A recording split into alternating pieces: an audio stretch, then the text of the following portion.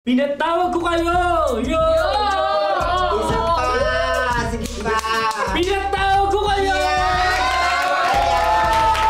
Yan! At bakit nyo po kami tinatawag, Alvin? Kasi dito tayo ngayon sa bagong aabangan ng ating mga ka-Web3. Ako pa rin si Alvin.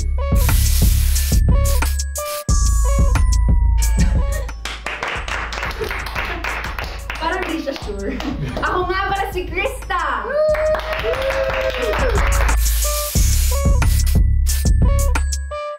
Ako naman si Adrian!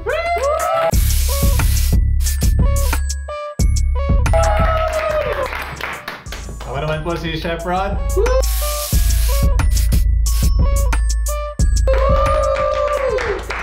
At ako naman po ang mama nyo! Ako si Kendra!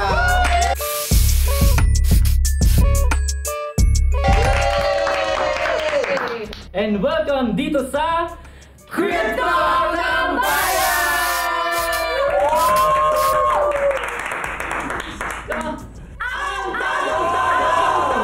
Heto na nga ang tanong! Sa tingin nyo, ano-ano nga ba ang mga advantages ng crypto sa ating buhay? Ayan. Ay, parang interesado ako dyan. Teka lang, why do you bring up that question in the first place? Kasi padami na ng padami ang nahihilig sa crypto. Gusto kong malaman, ano ba talaga yung mga advantages doon? And disadvantages kung meron man. Ay, okay. Isa akong AI at wala akong Hoy! AI. Ito ako na AI! Momos? Hindi ka pa AI, di ba? Malapit na, Malapit ka na malapit. maging AI. Para sa akin, ang advantage niya ay, syempre sa panahon ngayon, di ba, sa Pilipinas, ako uso yung mga dukutan, mga ganyan. Tutuan ng pera, Diyos ko! Minsan pa yung jowa mo pa yung Ay, sorry. May kupet? Hindi, di ba? Ngayon parang hindi na natin kailangan ng cash. Kumbaga, lahat ng mga ginagawa natin, actually, sa buhay-buhay, cashless na. Diyos ko, parang kailangan ko yan. Kasi ngayon jowa ko eh. Wala! Hindi naman siya, humihingi. Ano lang? Kusa siyang kumukuha. Ano kailangan mo? Cash o... Cashless, dapat para wala na siyang makuha kasi ako lang may access doon. Tama. Akala ko kailangan mo. Ganyan, kabongga mga crypto, mga kabayot, lumaban tayo sa crypto. Para hindi na sila Para hindi tayo mawalan, friend. Ganun. Sa akin naman, para sa akin, easier ang transactions. Kasi sa crypto, pag nag-send ka through Binance, mas mababa yung fees kesa magpapadala tayo ng kunwari, may importanteng kailangan ng pera sa Pilipinas. Kunwari, OFW ka. Walang yun. Padala ka ng pera. Last money mo na.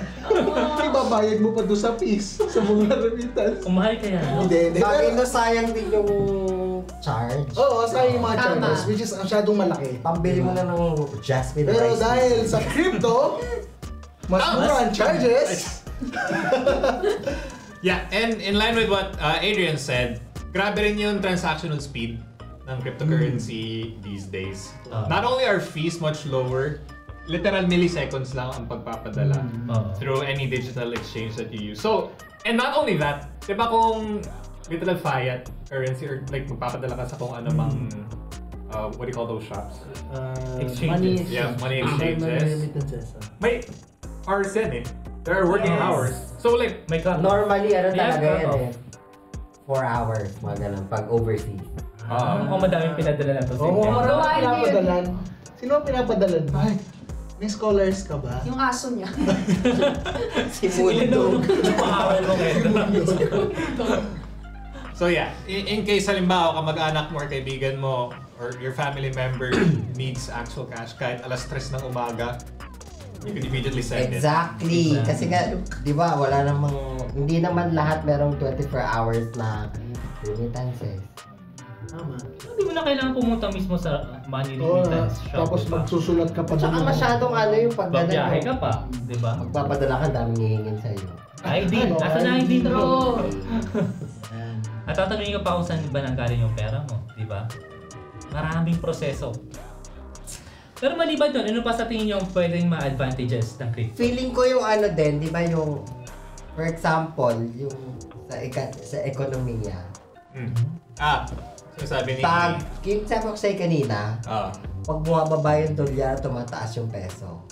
Yeah. So sa crypto, hindi tayo apektado doon. Ang tawag doon guys, Kasi may sarili tayong mundo, di ba? Yeah. Ganon. Tama. ang specific term doon guys, inflation protection. Ano yun, Ken? Inflation protection. Yeah. Which Oo, is which essentially means since kontrolado ng Bitcoin yung buong how all tokens are priced. Kung ano man yung nangyayari sa real world, hindi masyado naapektuhan yung mga nangyayari sa cryptocurrencies. But do take note naapektuhan din sila. Like on their own kasi may sarili silang mundo. Yes. And like what you asked earlier, ano nga ba mga disadvantages?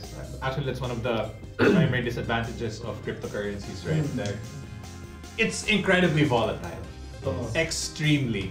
More volatile than all the fiat currencies we've been dealing with for several decades. Basically. Ayaw mo na yun. Pero What parang- else? Si Ron Lally. Ron? Aside from sa inflation, ano pa? Siyempre, grabe rin yung privacy, safety, and security when it comes to I would agree cryptocurrency. with security. Like, as long as you know what you're doing, as long as you've done your research, grabe yung the protection that cryptocurrencies or the decentralized web offers for cryptocurrencies. Parang sa Trust Wallet, di ba? Oh. Dati, nung unang-unang kong Trust Wallet, nung naggumawa ako ng Trust Wallet, nakalimutan ko yung seed phrase.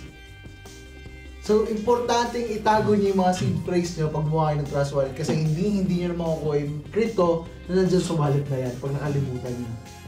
Sa mga viewers natin na di alam yung seed phrase, ano nga ba yung seed phrase? Ang seed phrase, isa siyang, hindi siya isa. 12 word phrase siya na binibigay sa'yo. So, I suggest na hindi niyo siya ilalagay sa cellphone or sa notes or something. Mas maganda isulat niyo sa papel, pwede niyo siyang hatiin sa dalawa. So, 6 words. Bigay mo sa pinaka-importanting tao yung isa, tago mo sa yung isa, para in case, kunwari, makalimutan mo, huwag lang kayo mag-aaway. Kasi baka hindi mo na makuha. Pero yun nga. Paano kung naghiwalay? Ay! Yun lang. Kung ano na ba? Bakit sa sadyawa mo ibibigay? Bigay mo sa nanay mo. Hindi, sa nanay mo yan. O, di ba? Or pwedeng magsulat ka sa Kapatid 5 papel. mo. Itago mo, lagay mo sa wallet mo yung iba, lagay mo sa drawer. Huwag Huwag lang mo sa sa bahay. notes. Kasi prone talaga sa mga. Huwag mo na ipamigay. Kabisyahin mo na lang. Yan. Yes. Actually, Actually, kung medyo mahina yung memory. Sa bagay, sabaw ka nga pala. Hoy! Ay, sorry. Ano na ganun? Talaga ba? Sorry, nag-palpitate. Back to you! Ayan. Okay. Sa'yo naman, Alvin, anong advantages ng crypto?